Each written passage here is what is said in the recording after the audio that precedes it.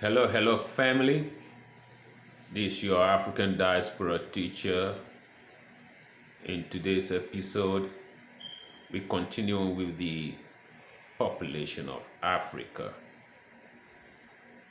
This topic is something that we all should take seriously because it seems like we've been sleeping on it for far too long and nobody cared about the ramification of how the narrative is going about how overpopulated we are as a continent, and we are about to tip over. We have reached the zenith. We are about to explode, and there's no food for us to eat, and then it's a problem, and something has to be done about it. And each president in Africa just keep mute over the whole situation. Is it because most nations do not know their neighbors' population, how high or how low it is? It's mind-boggling that I can swear my bottom dollar on the fact that Ramaphosa, who is the AU chair, probably don't even know or can mention 3 African population on top of his head. I'm not saying the man is a dumb person. That's not what I'm saying. Because population like Equatorial Guinea have to be concerned. Gabon have to be a concern. Central African Republic have to be a concern. Any population, any country in Africa that is below 5 million have to be a concern to a lot of people, especially when they are running around 2-point-something million. Have to be a concern to all of us, because you can't get anything out of those population. Okay. The reason why Nigeria is doing so well in human resources is because the population is huge. If God is sharing per each 100,000 people one good man, and you have 1 million people, you got 10 good men. Okay, you got 10 good men. So if you got 10 million, you got to have 100 good men. So look at Nigeria and its population, 200 million people. So if one good man, God is giving one good man per 100,000 people, look at how many number of good men that Nigeria will have. That's why they have good men. They have so many good men because the population is great, and so many bad ones as well. But the good men, all the time, the good men have the power and the will and the zeal to turn around the fortunes of the bad ones. Look at, Dangote is one of the good men in Nigeria, right? See what he's doing across Africa, over 13 to 16 nations with his cement factory alone.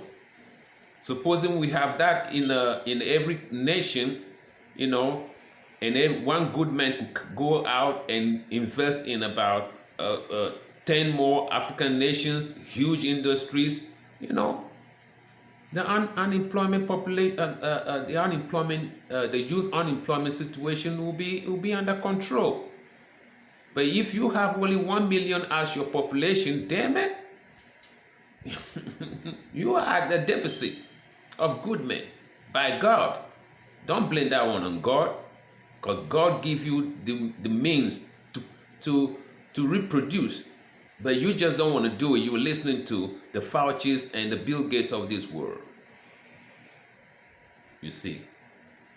So the population of Africa, we need to take a look at it and evaluate it, because we are woefully underpopulated, and they keep ramming these negative figures, this myth that we are about to tip over.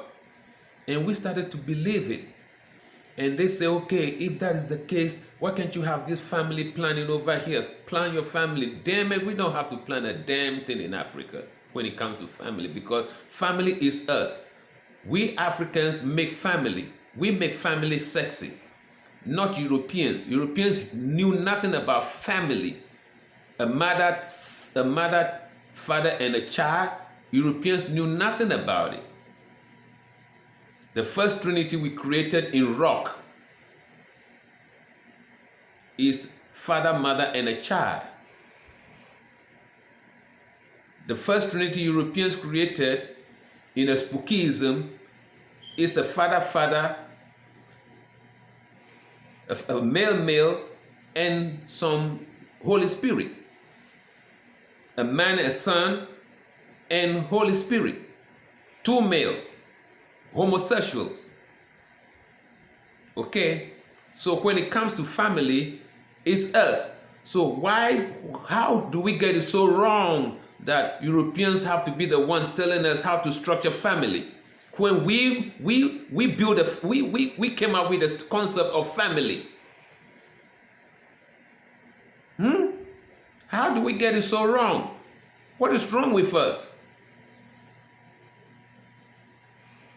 You see, so there is a video making the rounds in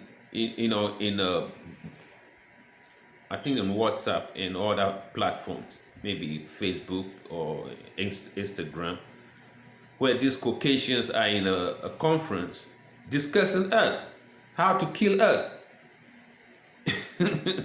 And nobody is talking, rebutting it. Nobody is standing up, calling up on their bluff. The reason is Bill Gates has bribed everybody through family planning programs. Okay, each time this man comes in with vaccine in millions of dollars, it's a bribe. Now he's come knocking on the door midnight, asking of us a favor to kill ourselves. And we become mute because, it's Bill Gates asking us the favor. Yeah, he's been coming in the past 25 years, trying to cure us of made up, it's imaginary polio, imaginary malaria.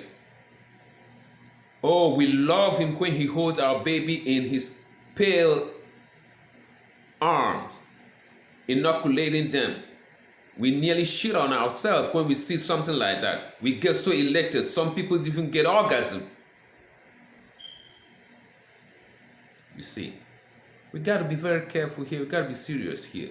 This man has bribed our way since 1995, coming to Africa, sending,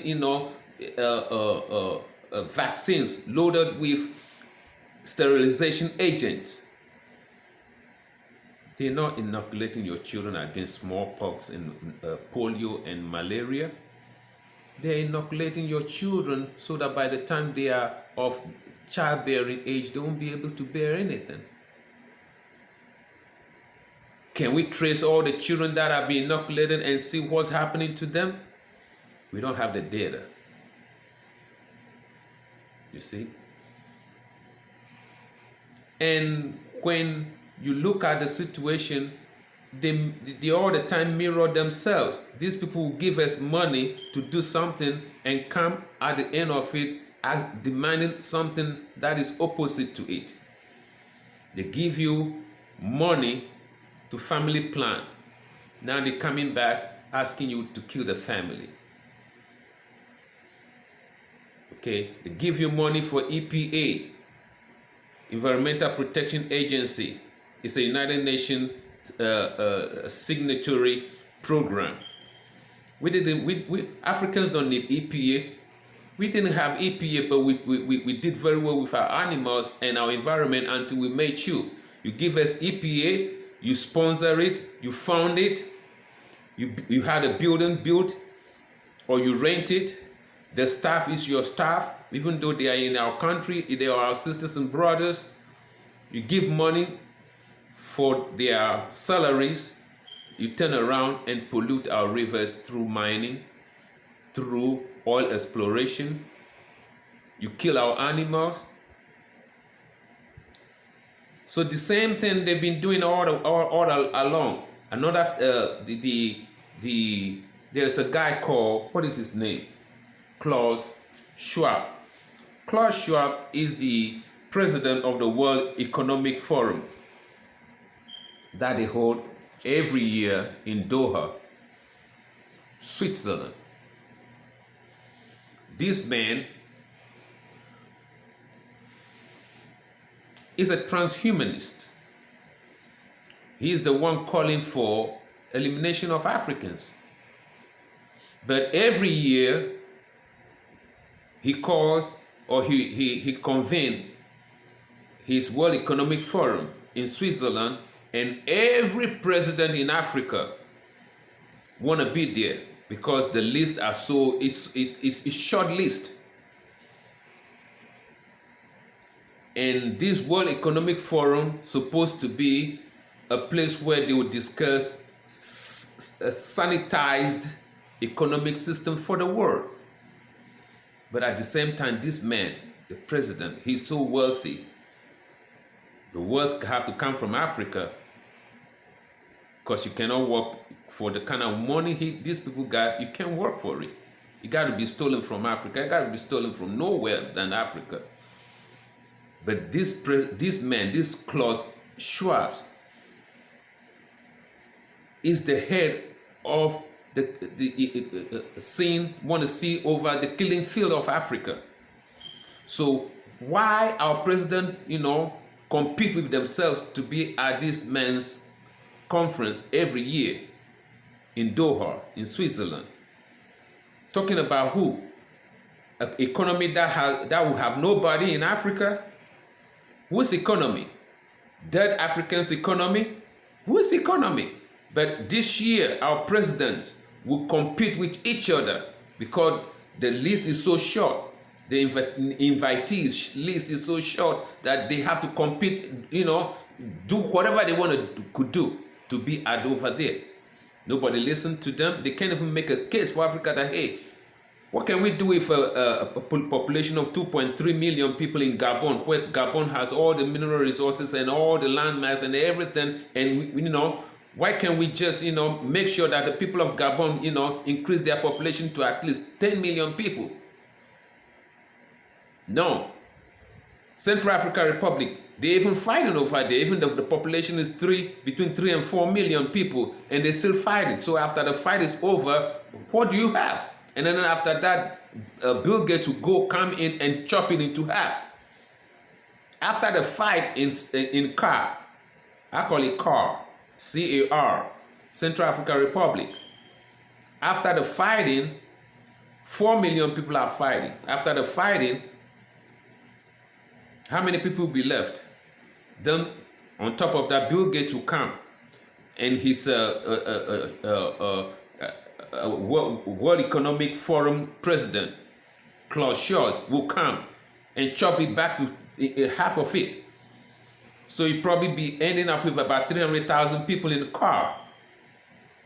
If we don't stand up and declare that we're not going to be part of this killing machine, this killing, this Armageddon, we're not going to be part of it. If Europeans want to kill Europeans as they did in the First and Second World War, they should go ahead and do it.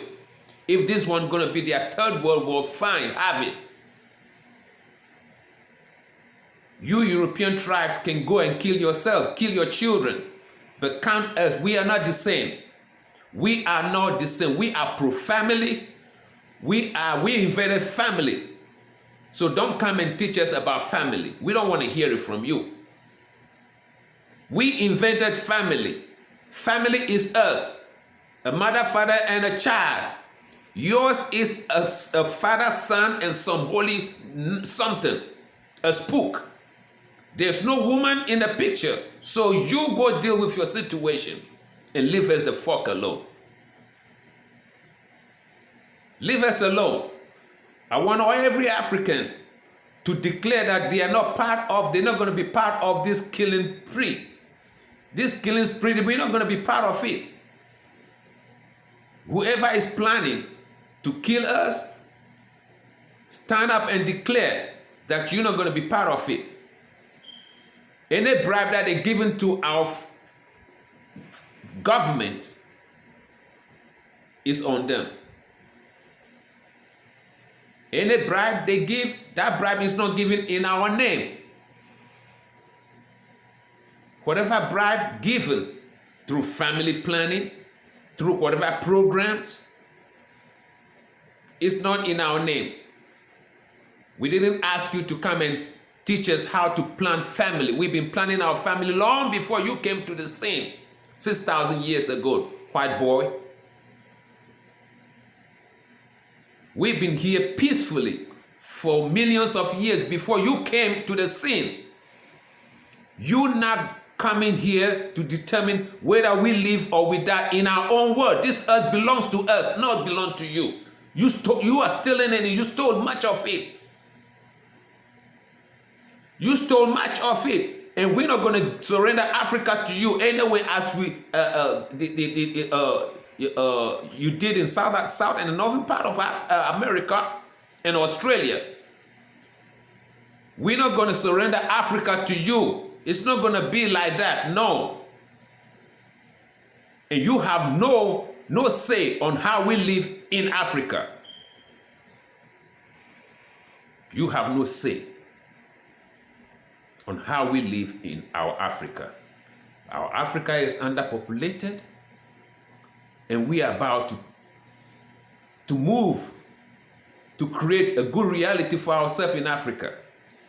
The youth are more ingenious in these days. The youth are coming out with plans to do things that their forefathers couldn't have done. These are new breed of Africans. And you want to take them out so that you could come and occupy it as you did in Tasmania, as you did in New Zealand, as you did in Australia, as you did in the northern part of Africa, Canada, America, and South America. No. Africa will not go down like that. Enough of your expansionist dreams. We are not giving up Africa. We are underpopulated, and we want to reach 4 billion.